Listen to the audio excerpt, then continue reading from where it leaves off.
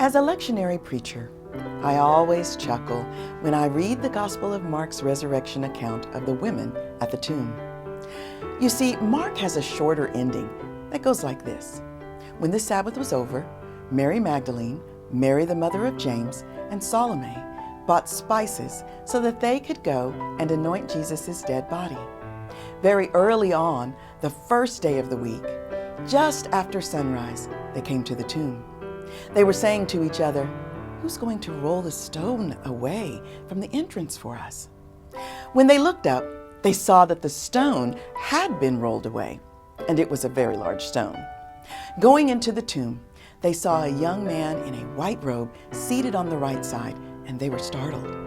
But he said to them, "Don't be alarmed.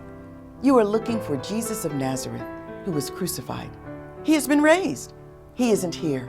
Look, here's the place where they laid him. Go tell his disciples, especially Peter, that he is going ahead of you into Galilee. You will see him there, just as he told you." Overcome with terror and dread, they fled from the tomb.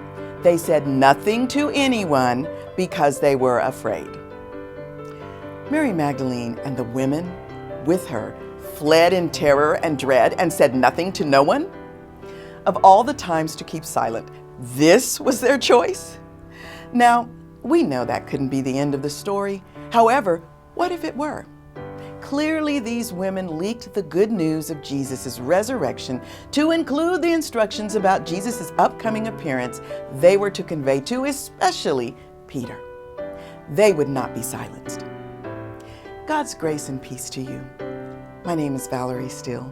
I am an elder in full connection serving under appointment in the Oklahoma Annual Conference of the United Methodist Church. March is the month set aside to celebrate women's history. There is a rich and vast history of women in the world who have made a significant impact, leaving behind a legacy, blazing an amazing trail, or propping metaphorical doors ajar to allow other women to walk into their greater destiny. You've heard, know their names, and are no doubt familiar with many of their stories. It was 1956, only 66 years ago, that the Methodist Church granted women full clergy rights, although women had served as preachers early in the Methodist movement.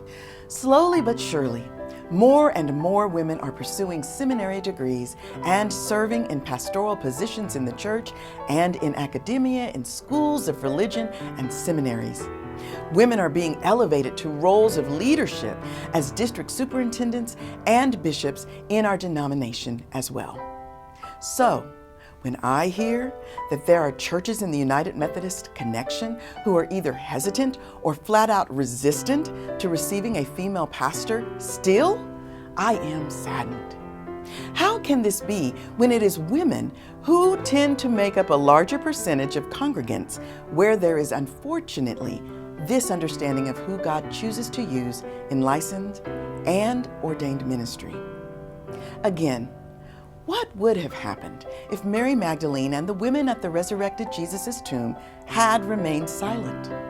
Would Timothy have been as astute in his knowledge of the faith if his mother Eunice and grandmother Lois had kept silent?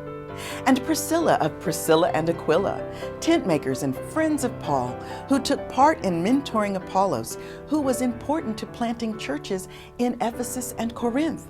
Priscilla was seemingly the more outgoing of the duo, since Paul tended to address her first when naming the couple in his letters. What if she had been silent? What if silence stopped Susanna Wesley, John and Charles Wesley's mother, who taught all of her children, including the girls, how to read, write, and be diligent in their studies of the faith?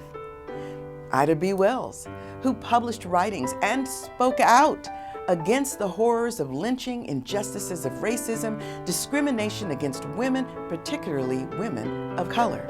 Her voice was heard all the way to Europe, where she was given a platform to stand up for justice for all. Frances Willard, who after tireless work succeeded in raising the age of consent in various states, made headway in getting fair labor laws passed, and also women's right to vote. What if these two women had said nothing to no one about the evils of humanity waged against certain groups of people? So when I share with someone who asks me, what do I do for a living? And as a return response to my answer, they quote those verses from the Apostle Paul's letter to the church at Corinth, you know, about women keeping silent or not teaching over a man, I again chuckle to myself, remembering that shorter ending of Mark, all the while knowing the women didn't keep silent. I refuse to keep silent too. Happy Women's History Month.